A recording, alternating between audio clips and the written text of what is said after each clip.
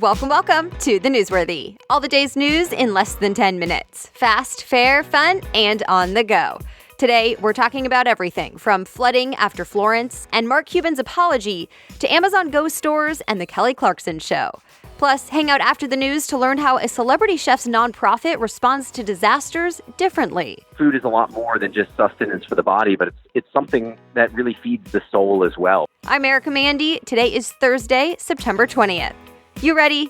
Let's do this.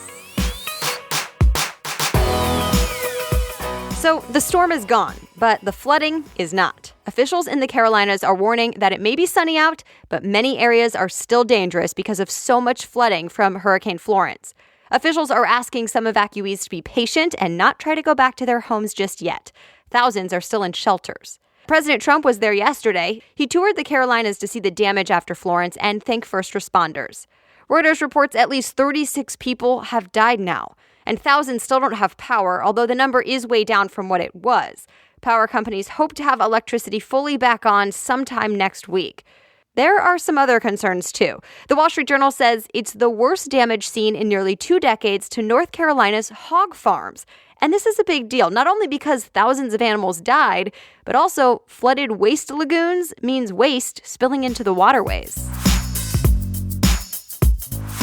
A deadline has been set now. The woman accusing the Supreme Court nominee Brett Kavanaugh of sexual assault is being told she has until Friday, tomorrow, to decide if she'll be testifying on Monday.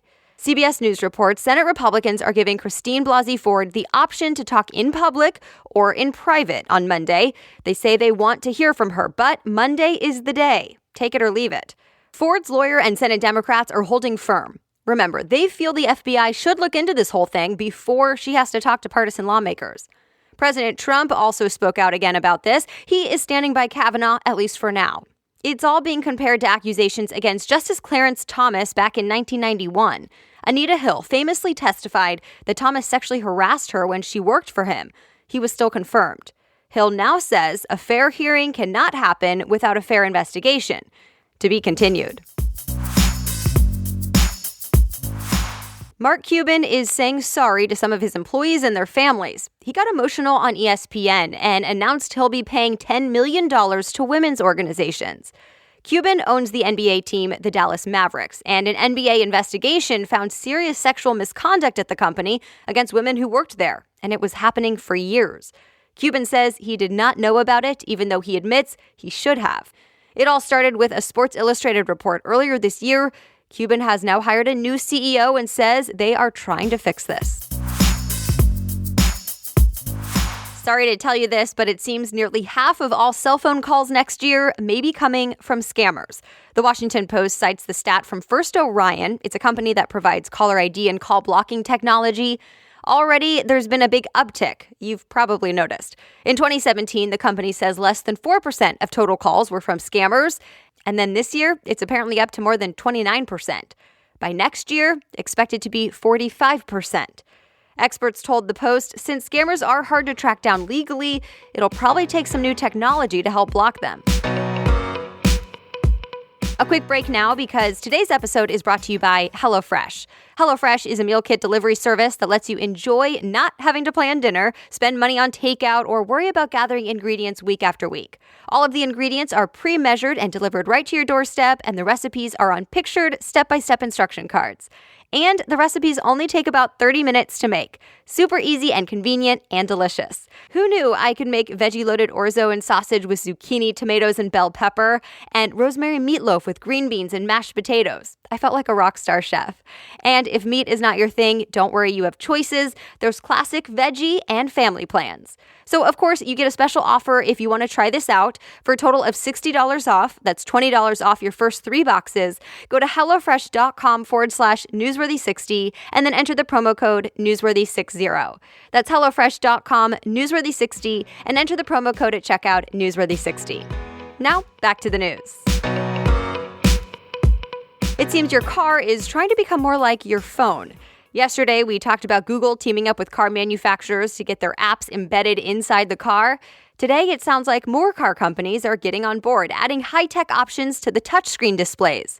Think pre-order your coffee from the car, or make restaurant reservations, or even pay for gas from the driver's seat. General Motors, for example, started this sort of thing last year with its marketplace interface, but now the Wall Street Journal reports Chevron, BMW, and others are doing the same. They like it because retailers pay them to be included on the screen options. But critics say this is a serious safety concern and will make drivers even more distracted than they already are. Amazon's convenience stores with no cashiers or checkout lines could be coming to your city soon. Bloomberg reports the company is considering opening as many as 3,000 new Amazon Go stores over the next few years.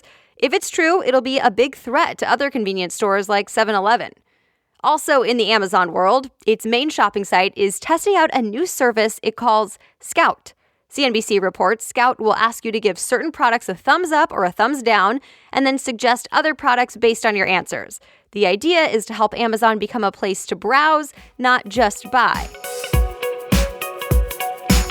She's a singer, the first American Idol winner, and a coach on The Voice. Now add talk show host to the list for Kelly Clarkson. She's getting her own show, a daytime talk show in the time slot before Ellen.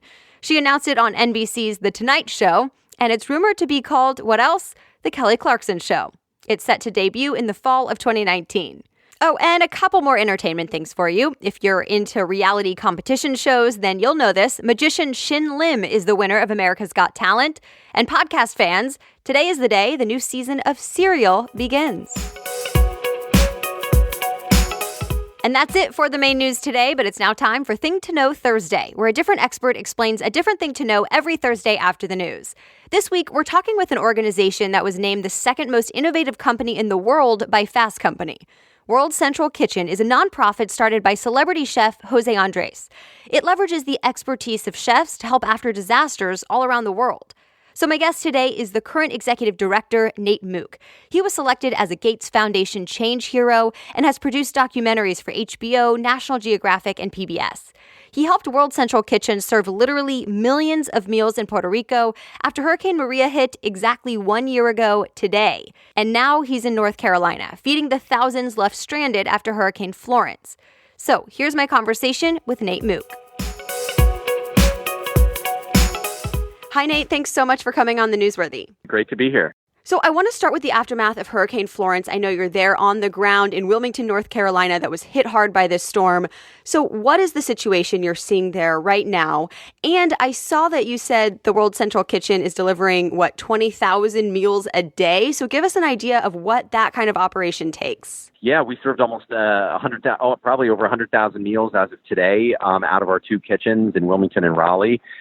We are now doing over 25,000 meals every day out of these kitchens. And, it was a tremendous storm, not only because of the winds and the damage to the light poles and the electricity grid, which was out and is still out in a lot of areas, but also the amount of rain. The storm just stalled once it hit North Carolina and just kept dumping rain. And so you've got tremendous flooding all over the state. Shelters have been cut off, evacuee shelters. A couple of the shelters have been actually completely cut off for a few days now. We just got to them for the first time. They've been eating MREs, meals ready to eat, things, similar to what the military eats. It's tough because a lot of folks in these shelters are elderly. They're folks that need proper nutrition. And so it's very critically important for them to have a balanced, nutritious, fresh meal. And let's talk about that a little bit, because I think your organization specifically makes sure that you're not just delivering cold sandwiches. I mean, the founder chef José Andrés tweeted out this week that it's fresh salad, jalapeno mac and cheese, beef and potato stew, hot biscuits. I mean, why is that important that it's good food and not just food?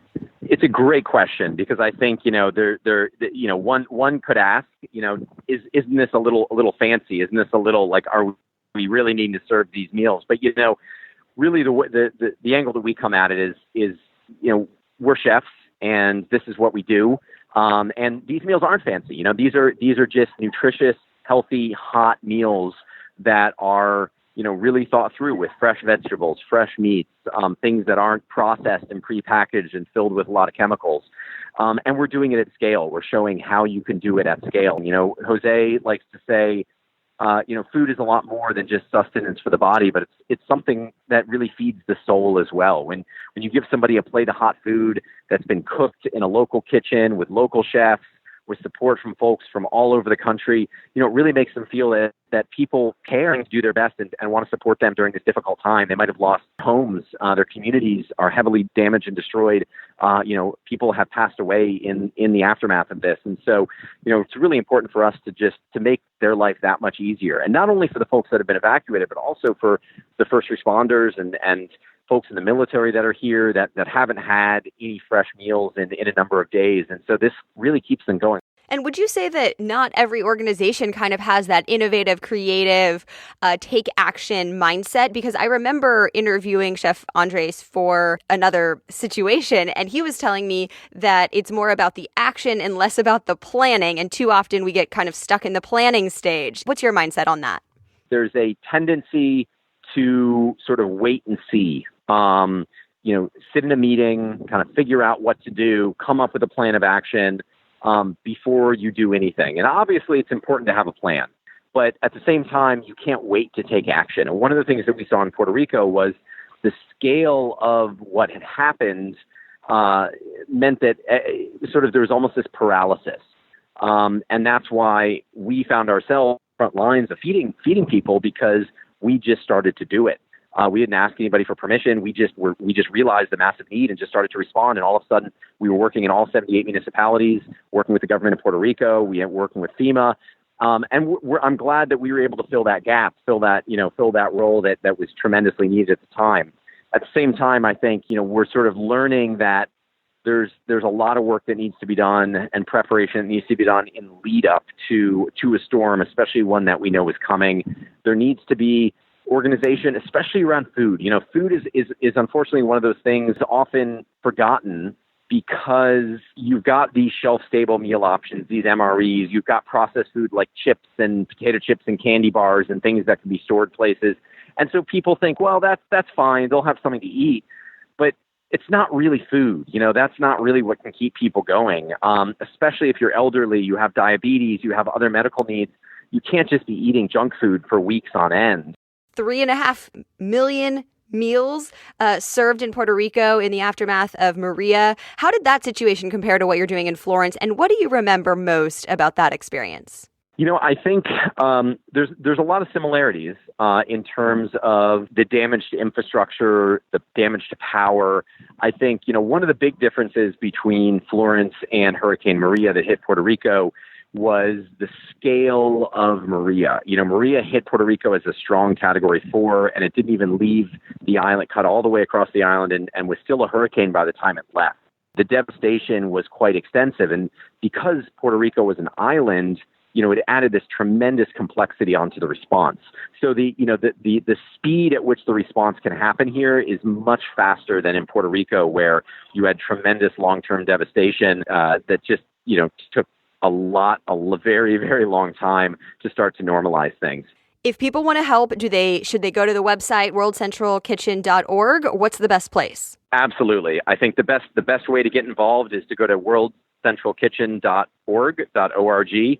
Obviously, we appreciative and love volunteers who are able to support.